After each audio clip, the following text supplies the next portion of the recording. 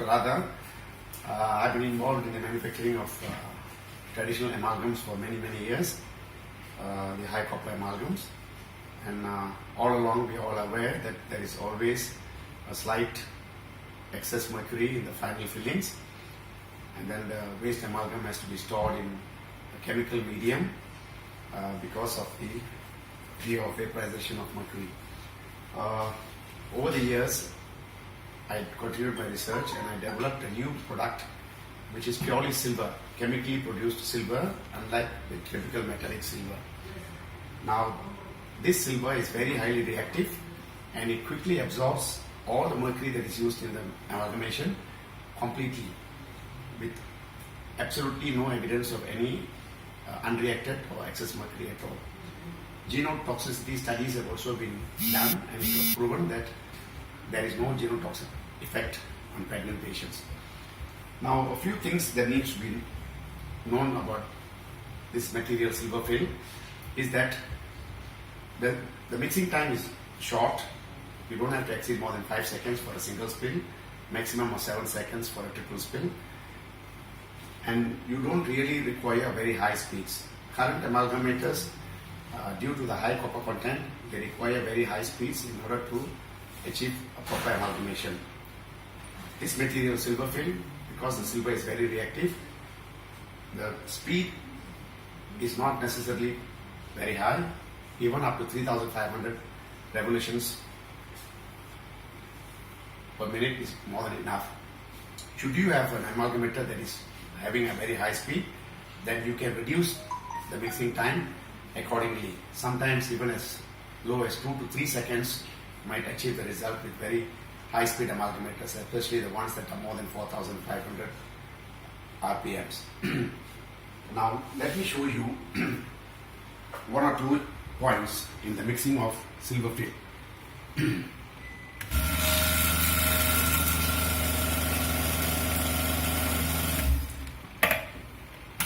As you can see, just 5 seconds is sufficient. Always do tap the amalgam so as to dislodge it from the base.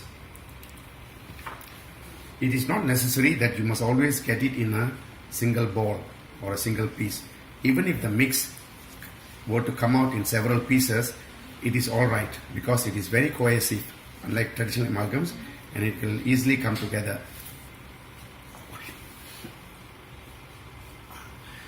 And when you are transferring the amalgam into the cavity, always break the piece into several pieces.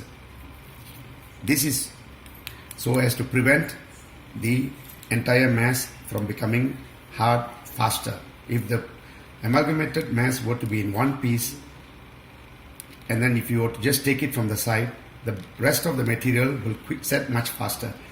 Therefore, it is always advisable to break it up into several pieces. And we recommend smooth pluggers in order to have a good compaction.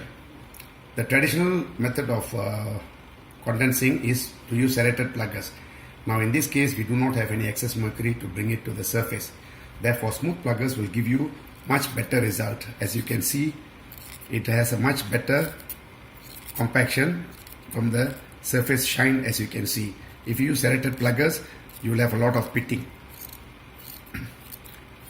Nevertheless, if you don't have smooth pluggers, serrated pluggers are fine. You can continue using the serrated pluggers.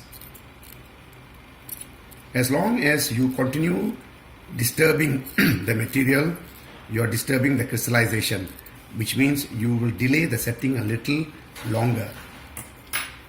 Traditional amalgams have pre-set setting times, that if you continue to work on the material will still achieve its own setting. Now after carving, if you want to burnish, we advise you to burnish, because burnishing will flush the margins of the filling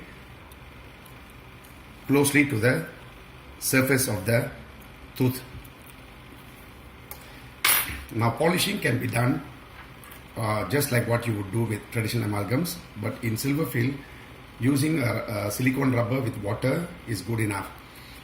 However, the surface polish over time will become a little dull due to the excess silver that we still have in the filling. As you know, silver will cause surface oxidation or tarnish. Now the waste amalgam that you have, you do not have to worry about storage in any chemical medium. You can store it in any dry container because there is absolutely no excess mercury. Studies have also been proven that this amalgam from Silverfil is similar to a naturally occurring mineral found in the earth in Germany. It's known as Moschellen's Bergite. Therefore, what you have actually is similar to a mineral that exists in nature. Therefore, it's environmentally friendly. I hope with these illustrations, you'll have a better idea about how to handle Silverfil. Thank you.